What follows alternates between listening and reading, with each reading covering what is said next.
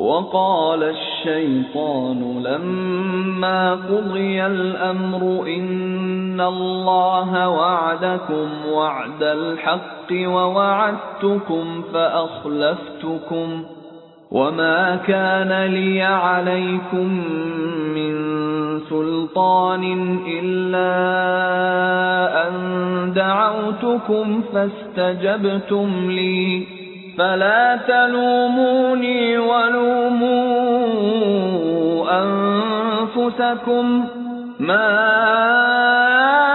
أنا بمصرخكم وما أنتم بمصرخي إني كفرت بما أشركتمون من قبل إن الظالمين لهم عذاب أليم. After the matter has been finally decided, Satan will say, "Surely, whatever Allah promised you was true. As for me, I went back on the promise I made to you. I had no power over you, except that I called you to my way, and you responded to me. So do not blame me, but blame yourselves. Here, neither I can come to your rescue, nor can you come to mine. I disavow your former act of associating me in the past with Allah. A grievous chastisement inevitably lies ahead for such wrongdoers." 30. When the criminals will charge Satan with leading them astray, he will plead guilty, as if to say, "You yourselves see now that all the promises and warnings made by Allah have come out true, and all the promises which I made have proved to be false. I also confess that it was all deception, that I gave you false assurances of prosperity, beguiled you by greed and enticed you in the snare of great expectations. I assured you that in the first instance there will be no life in the hereafter, and that, if there be any, you will be freed by the intercession of such and such a saint. The only thing you have to do is to make offerings before him. Then you may do whatever you please, for he will deliver you from all the consequences. I repeat that I said all these things and asked my agents to say the same."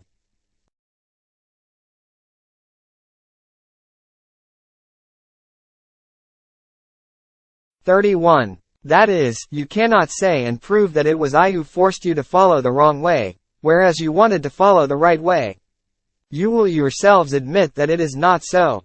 I did no more than this, that I invited you to falsehood in opposition to the invitation to the truth, and tempted you to vice instead of virtue. But I had no power to force you to the wrong way, if you desired to follow the right way, when you had the power and the option to follow either of the ways. Now I am ready to bear the burden of the wicked invitation I extended to you, but you are not justified in any way to throw on me the burden of accepting my invitation, for you did it on your own responsibility. You should, therefore, yourselves bear all its consequences. 32. This is a clear proof of shirk in practice, as apart from shirk in creed. As Satan will charge his followers with making him a partner with God, it is obvious that as far as creed is concerned there is no one who makes Satan a partner with God in his godhead or his worship. Nay, everyone curses him for his evil ways. Nevertheless, people obey and submit to him and follow him blindly, as if he were their God, and that is what has been termed shirk. Let us now consider this thesis from the opposite point of view.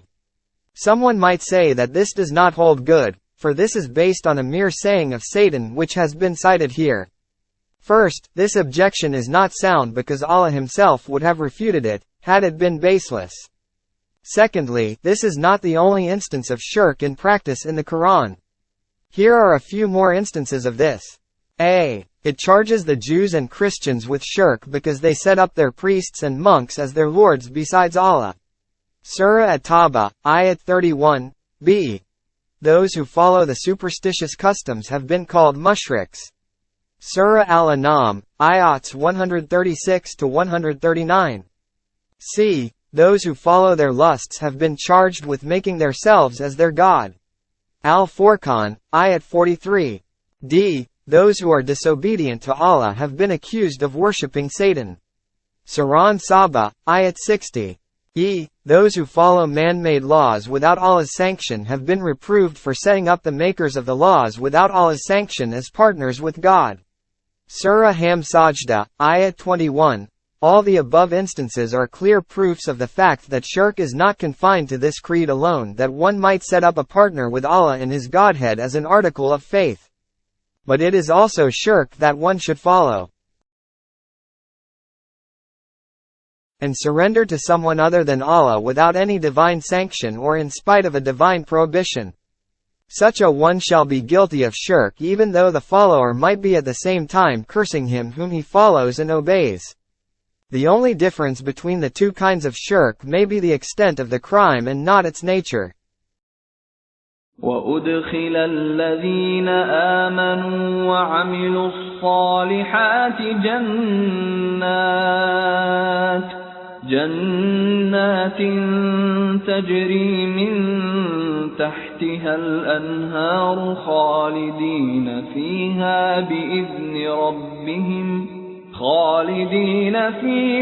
بِإِذْنِ رَبِّهِمْ تَحِيَّتُهُمْ فِيهَا سَلَامٌ. As for those who had believed and did good in the world, they shall be admitted to the gardens beneath which rivers flow. There, with the leave of Allah, they shall abide forever and will be greeted with peace. 33. The Arabic word tahiyya is literally a prayer for long life, but in usage it is a greeting at meeting.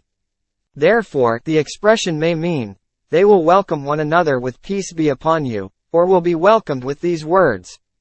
It may also be noted that the word salam implies both a prayer for peace and a congratulation on it.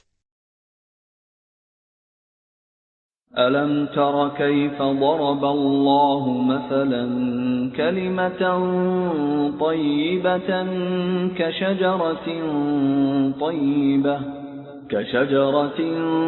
طَيِّبَةٍ أَصْلُهَا ثَابِتٌ وَفَرْعُهَا فِي السَّمَاءِ. Do you not see how Allah has given the example of a good word? It is like a good tree whose root is firmly fixed, and whose branches reach the sky. 34. Though the expression literally means pure word, here it stands for truthful saying and righteous creed. According to the Quran, this saying and creed are the acceptance of the doctrine of Tawheed, belief in prophethood and revelation, and in the life of the hereafter, for it declares these things to be the fundamental truths. 35. This is to show the strength and extent of the pure word. As the entire system of the universe hangs upon the reality contained in this pure word which the believer professes, the earth and its entire system cooperates with him and the heaven with its entire system welcomes him. There is, therefore, no conflict between him and the law of nature, and everything in its very nature extends its help to him. تُؤْتِي أُكُلَهَا كُلَّ حِينٍ بِإِذْنِ رَبِّهَا وَيَضْرِبُ اللَّهُ الْأَمْثَالَ لِلنَّاسِ لَعَلَّهُمْ يَتَذَكَّرُونَ. Ever yielding its fruit in every season with the leave of its Lord. Allah gives examples for mankind that they may take heed. وَمَثَلُ 36. That is, the pure word is so fruitful that every person, or community, who bases his system of life on it, gets benefit from it every moment, for it helps to produce clearness in thought, balance in temperament, strength in character, purity in morals, firmness in conduct, righteousness in talk, straightforwardness in conversation, good temperament in social behavior, nobility in culture, justice and equity in economy, honesty in politics, nobility in war, sincerity in peace, confidence in promises and pledges. In short, it is the elixir that changes everything into gold if one makes the proper use of it. وَمَثَلُ كَلِمَةٍ خَبِيثَةٍ كَشَجَرَةٍ خَبِيثَةٍ اجْتُثَّتْ مِنْ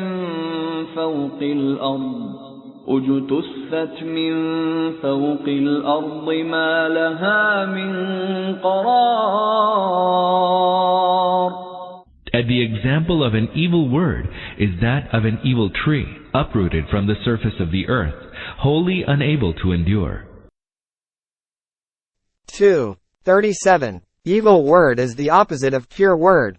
It may be applied to everything that is unreal and wrong, but here it stands for any false creed that one might adopt as a basis of his system of life, irrespective of whether it be atheism or heresy or disbelief or shirk or idol worship or any other ism that has not been brought by a messenger. 38. An evil word, false creed, has no stability because it is against the law of nature.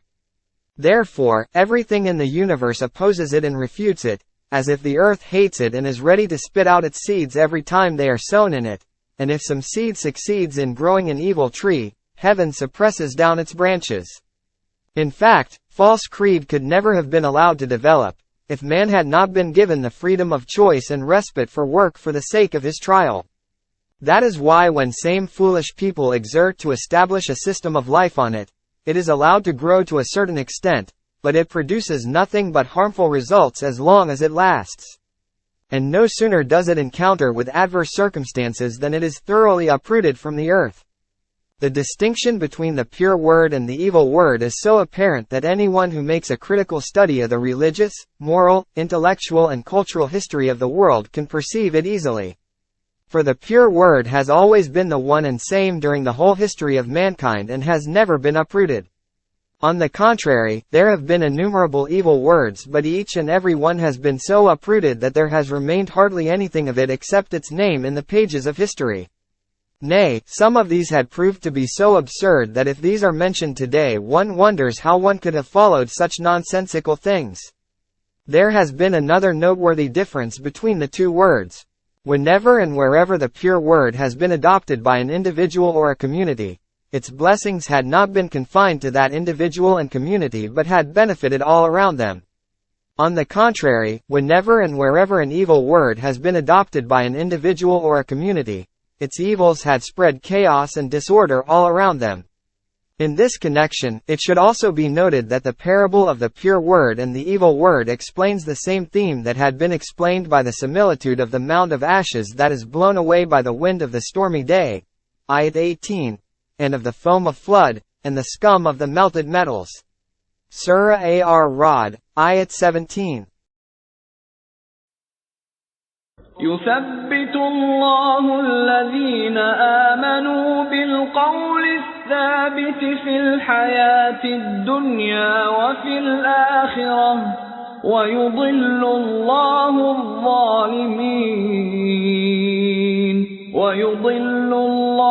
الظالمين ويفعل الله ما يشاء. Thus, through a firm word, Allah grants firmness to the believers both in this world and in the hereafter. As for the wrongdoers, Allah lets them go astray. Allah does whatever He wills. 39. That is, the believers remain steadfast during the life of this world because of their stable system of life based on this pure word. For this gives them a straight point of view, a sound system of thought and a comprehensive theory of life, and it serves as a master key to the unraveling of all knots and the solving of all problems. With its help, they acquire that strength of character and that firmness of conduct which keep them steady in the face of every vicissitude of life. This provides them also with such solid principles of life which give them peace of mind and heart, and prevent them from deviation and caprice. Above all, when, after the life of this world, they will enter into the life of the hereafter, they will remain perfectly calm without any tinge of fear or anxiety, for they will find everything therein to be in accordance with their expectations, as if they were fully acquainted with every aspect of it before they entered into it. For they had been fully informed of, and therefore fully prepared for every stage and phase of this life. That is why they will pass through every stage with perfect calmness and firmness, in contrast to the disbelievers who built their worldly lives on an evil word and will, therefore, be taken aback to find everything against their expectations. 40. That is, Allah lets the transgressors, who discard the pure word and follow an evil word, go astray by creating confusion in their minds and misdirecting their efforts because of this deviation. That is why they cannot find the right way of thought and action and so fail miserably.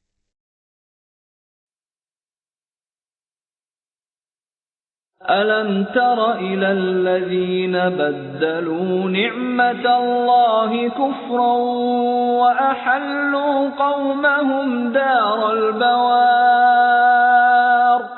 Did you not see those who have exchanged Allah's favor with ingratitude to Him, causing their people to be cast in the abode of utter perdition? جهنم يصلونها وبئس القرار. Hell, wherein they shall roast. How wretched a place to settle in. وجعلوا لله أندادا ليضلوا عن سبيله قل تمتعوا فإن مصيركم إلى النار. They have set up rivals to Allah, that they may lead people astray from His way. Tell them, enjoy for a while, you are doomed to end up in the fire. قل لعبادي الذين آمنوا يقيموا الصلاة وينفقوا مما رزقناهم سرا وعلانية من قبل أن